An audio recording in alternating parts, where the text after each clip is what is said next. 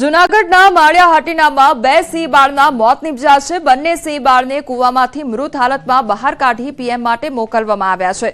ગત 9 માર્ચના રોજ બે સિંહ બાળ કૂવામાં પડ્યા હતા તો સિંહ બાળ માતાથી વિખૂટા પડી કુકસવાડા ગામની વાડીમાં ખુલ્લા કૂવામાં પડ્યા હતા અને વન વિભાગ દ્વારા ઘટનાને છુપાવવામાં આવી હતી।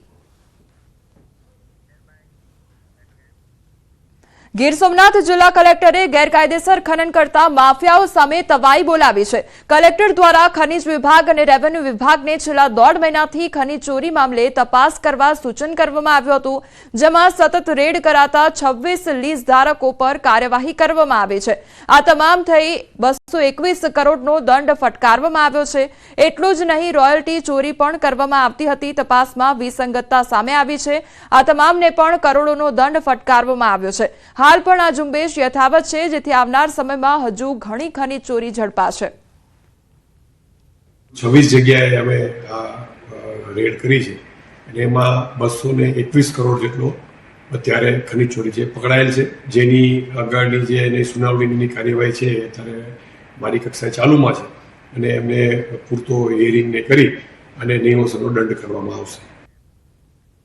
અંબાજી ગ્રામ પંચાયત દ્વારા વેરા વસૂલાત મામલે કડક કાર્યવાહી હાથ ધરવામાં આવી છે। કરોડો રૂપિયાની વેરા વસૂલાત બાકી છે અને અંબાજીમાં વેરા બાકીદારોની દુકાનો સીલ કરવાની કામગીરી હાથ ધરવામાં આવી છે। 6 જેટલી દુકાનોને સીલ મારતા બાકીદારોમાં ફફડાટ ફેલાયો છે તો ગ્રામ પંચાયતના શોપિંગ સેન્ટરમાં વર્ષોથી વેરો બાકી હોવા છતાં વેરો ન ભરતા સીલ મારવાની કામગીરી હાથ ધરવામાં આવી છે।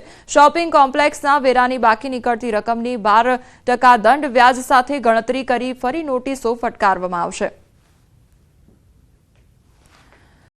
તો બાકીદારોમાં હવે ફફડાટ ફેલાયો છે, કારણ કે તે અંગે કાર્યવાહી હાથ ધરવામાં આવી છે। તો 6 જેટલી જે દુકાનો છે તેને સીલ કરવાની કામગીરી હાથ ધરવામાં આવી છે।